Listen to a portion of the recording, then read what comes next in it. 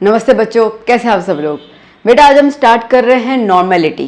ठीक है, अब लास्ट सेशन में हम लोगों ने कवर किया था regarding the molarity, molality, mole fraction और मास परसेंटेज। याद आया? ठीक है, लास्ट का लेक्चर हमने किया था जिसमें मेरा जो फंडा था बताने का वो ये था कि कोई भी कॉन्सेंट्रेशन जो होता है, मतलब कि जैसे मैंने वो डिस्कस किया था कि सॉल्यूट या सॉल्वेंट की मात्रा जो है, अमाउंट जो है, उस हिसाब से हम लोग किसी भी चीज़ के अंदर, ठीक है, हम उसका salty nature, okay, acidic nature, basic nature हम ये निकाल सकते हैं। तो मैंने बताया था कि केमिस्ट्री के अंदर, ठीक है, कोई भी मेजरमेंट करने के लिए we have different kinds of units. Okay, number of moles में ले सकते हो, ग्राम में ले सकते हो, मिलीलीटर में ले सकते हो, लीटर में ले सकते हो, there are many more possibilities. और उस हिसाब से हम लोगों ने अलग अलग टर्मिनोलॉजी देखा था। ठीक है ना, जैसे एक एग्जांपल दे दूं कि मोलारिटी में हमने देखा था कि number of moles of solute को आप डिवाइड करोगे वॉल्यूम ऑफ सॉल्यूशन के साथ, ठीक है, जो लीटर में रहेगा। फिर मोलालिटी में अलग था, मोल फ्रैक्शन में अलग था। अब ये चार तो हमने उस दिन डिस्कस किए थे, एक पांचवा रह गया है, दैट इज नॉर्मेलिटी। इसको मैंने अलग सेशन में इसके लिए लिया है क्योंकि इसको थोड़ा सा टाइम लगता है समझने में बच्चों को। ठीक है, तो इसके लिए मैं सोचा कि इसका एक सेपरेट हम लोग लेक्चर ले लेते हैं। अब देखो बच्चों, मैं बहुत सीधी सी स्पष्ट बात कर रही हूँ। मैं इसके अंदर नॉर्मलिटी में डेफिनेशन करवा के आपका भेजा नहीं खराब करना चाहती हूँ। ठीक है, मैं सीधा ट्रिक पे आती हूँ कि क्या फॉर्मूला है और उस फॉर्मूला के अंदर एप्लीकेशन कैसे करना है, दैट्स इट। द रीज़न, क्योंकि आपसे कभी भी डेफिनेशन नहीं पूछी जाएगी कि डिफाइन नॉर्मलिटी। ठीक है, आपको उसके सिर्फ और सिर्फ सम्स आएंगे, न्यूमेरिकल्स आएंगे। तो हम लोग उसी चीज़ पे फोकस करें ताकि हमारा जो कॉन्सेप्ट है, जो हमारा एप्लीकेशन करने का तरीका है, उसमें हम लोग स्किलफुल हो जाए rather than talking about the definition. ठीक है, डेफिनेशन बनती है फॉर्मूला से ही, तो फॉर्मूला मैं बता रही हूँ कैसे करना है। तो आज हम शुरू करते हैं नॉर्मलिटी। बड़े प्यार से सुनिएगा और देखिएगा इस सेशन को, क्योंकि नॉर्मलिटी के न्यूमेरिकल्स एग्जाम में बहुत आते हैं। नॉर्मलिटी को हम लोग सिंबलाइज करते हैं एन से। ओके, नॉर्मलिटी को हम सिंबलाइज करते हैं एन से। अब इसका फॉर्मूला थोड़ा सा टिपिकल हो जाता है बच्चों के लिए याद रखना, तो मैं एक ट्रिक बता देती हूँ। ठीक है, अब ट्रिक पहले मैं लिख दूँ इसके अंदर। देखिए क्या है ट्रिक। वॉशिंग इंजन 1000 में देगी विमला। ठीक है, वॉशिंग इंजन 1000 में देगी विमला। अब हंसते होंगे। ठीक है, अब वॉशिंग में हम लोग लिखते हैं W, washing. Okay, WA। Okay, engine EB। ठीक है, A और B बता दी तो क्या होता है। 1000 में लेगी Vimla, V stands for volume. Okay, किस में लेना है, ml में, तो विमला। हो गया लर्न फॉर्मूला। ठीक है, ये तो करना है। ओके, सो वॉशिंग इंजन 1000 में देगी विमला, देगी या लेगी क्या फर्क पड़ता है। ठीक है, वॉशिंग मशीन 1000 में देगी विमला, तो वॉशिंग के लिए WA, EB that is equivalent हम इंजन, ठीक है, 1000 एंड वॉल्यूम। अब इन सब का क्या मतलब है वो देख लेते हैं हम लोग।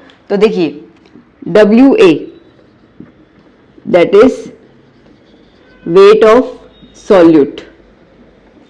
ओके, फिर आता है EB, इसका मतलब इक्विवेलेंट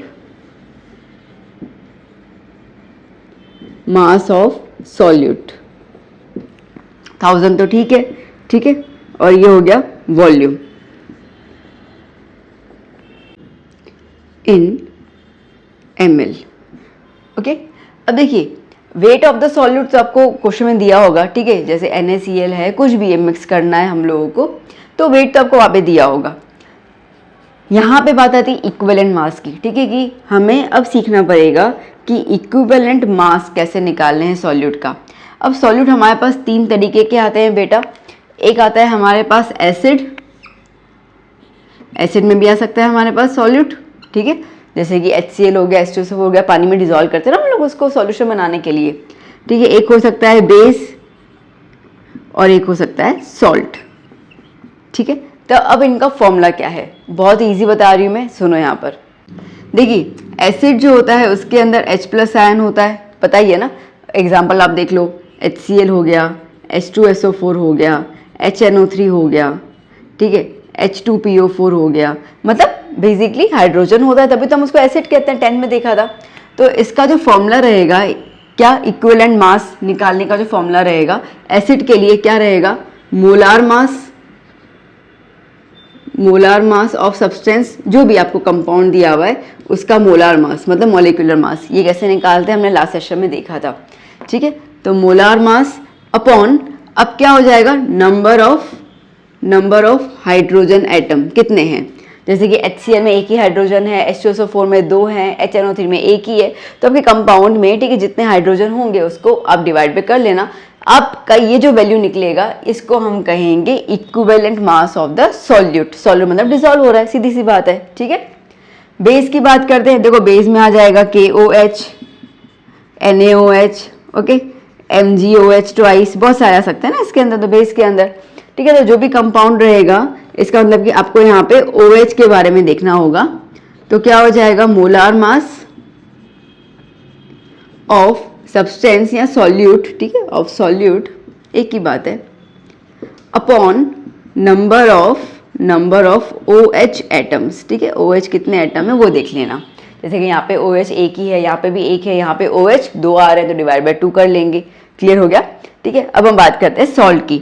अब देखो सॉल्ट में ना हाइड्रोजन होता है ना OH होता है, ठीक है, और हमें ये पता है और होना भी चाहिए, ठीक है, कि सॉल्ट जो है वो बनता है मेटल और नॉन मेटल से, मेटल और नॉन मेटल से मिलके बनता है। अब एग्जाम्पल देख लीजिए, बहुत सारे एग्जाम्पल आपको मिलेंगे। सबसे पहले तो NaCl ही आप ले लो, ठीक है, फिर आप ले लो इसके अंदर KCl आप ले लो, ठीक है, LiBr ले लो, लिथियम ब्रोमाइड, ठीक है, बहुत सारे हैं हमारे पास, ठीक है, कैल्शियम ऑक्साइड ले लो। तो ये बेसिकली आप देखो तो यहाँ पे NaK, LiCa ये सारे क्या है, मेटल हैं। उनके साथ ClBrO जुड़ा हुआ है, उसको हम क्या कहेंगे, नॉन मेटल कहेंगे। तो बेसिकली सॉल्ट जो है वो मेटल और नॉन मेटल से मिलके बनता है। तो अब अगर हमें इसके अंदर, ठीक है, इसका जो इक्विवेलेंट मास है वो निकालना है, तो क्या लिखना पड़ेगा, अगेन जो भी आपको, ठीक है, जो भी आपको सॉल्यूट दिया हुआ है उसका मोलार मास निकाल देना है। तो पहला वाला तो सेम ही है, so molar mass of solute upon, अब आप क्या लिखोगे इसके अंदर, अब आप इसके अंदर लिखोगे चार्ज ऑन मेटल, ठीक है। मेटल पे क्या चार्ज होता है वो देखो, जैसे कि NaCl, अब इसके लिए आपको वैलेंसीज लर्न होना चाहिए, ठीक है, थोड़ी बहुत तो होनी चाहिए। तो जैसे Na का प्लस होता है, K का प्लस होता है, लिथियम का भी +1 होता है, Ca का +2 होता है। तो मतलब कि जो मेटल्स है ना हमारे, वो मेटल्स के ऊपर जो चार्ज रहेगा उससे आप डिवाइड करोगे, और ये तीनों, ठीक है, तरीके जो भी आपको दिया जाएगा उस हिसाब से हम निकाल देंगे इक्विवेलेंट मास ऑफ सॉल्यूट। बाकी तो ठीक ही है, बाकी तो हमें बाकी क्वेश्चन में दिया जाएगा तो उस हिसाब से हम लोग सॉल्व करते जाएंगे। बात समझ में आई, ठीक है। मैंने बहुत शॉर्ट एंड स्वीट तरीके से आपको ये चीज़ बता दिया।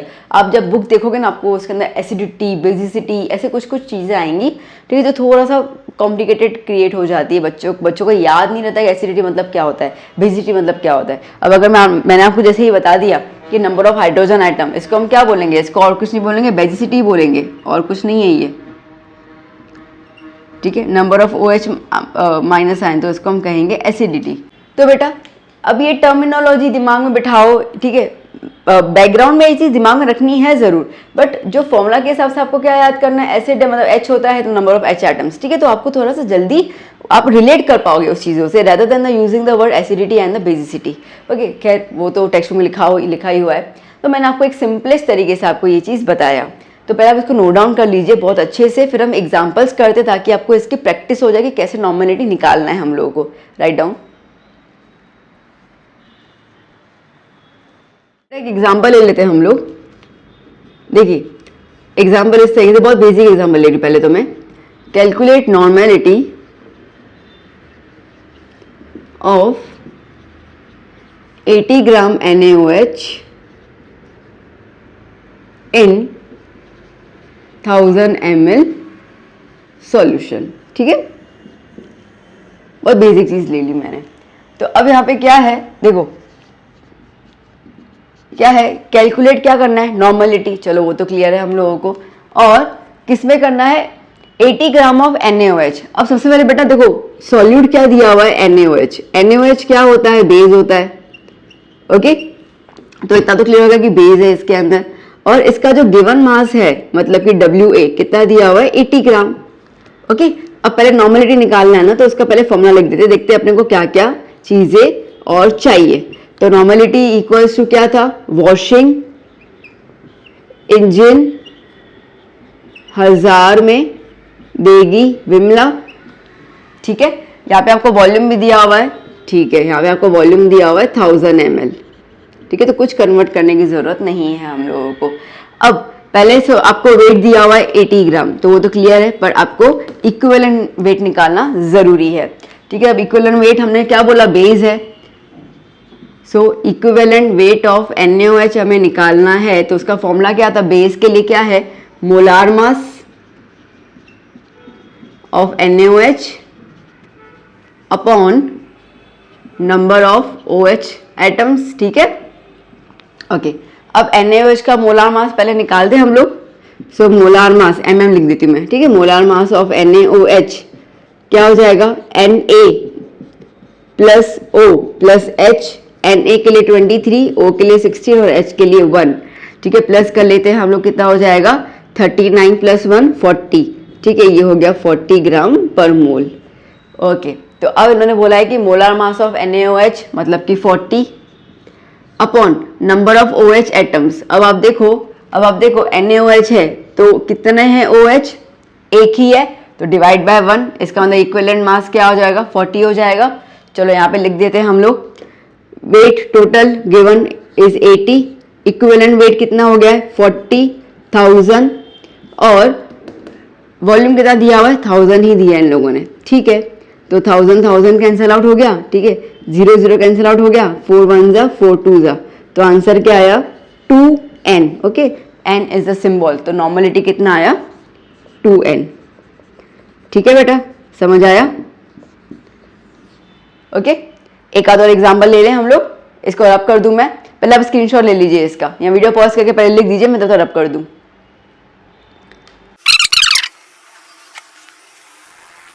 एग्जाम्पल 2 ले लेते हैं हम लोग, क्या है, फाइंड नॉर्मेलिटी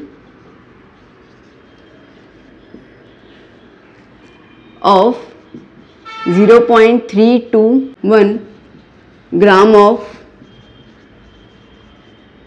सोडियम कार्बोनेट इन 250 ml सॉल्यूशन। ठीक है, चलिए अब देखते क्या क्या दिया है हम लोगों को। नॉर्मेलिटी निकालना है। ओके, और क्या दिया हुआ है 0.321 ग्राम ऑफ सोडियम कार्बोनेट, मतलब कि गिवन मास दिया हुआ है, WA दिया हुआ है आपको 0.321 ग्राम। ओके, किसका दिया हुआ है, सोडियम कार्बोनेट मतलब कि Na2CO3, सोडियम कार्बोनेट Na2CO3। ठीक है, and in 250 ml of solution. तो यहाँ पे आपको वॉल्यूम दिया हुआ है, वॉल्यूम कितना दिया हुआ है 250 ml। तो सीधी सी बात है, पहले तो हम लोगों को इक्विवेलेंट वेट निकालना होगा Na2CO3 का, तभी जाके हम फॉर्मूला अप्लाई कर सकते हैं। ठीक है, अब इतना तो क्लियर हो गया अपने को। चलो तो पहले इक्विवेलेंट वेट निकालने की कोशिश करते हैं।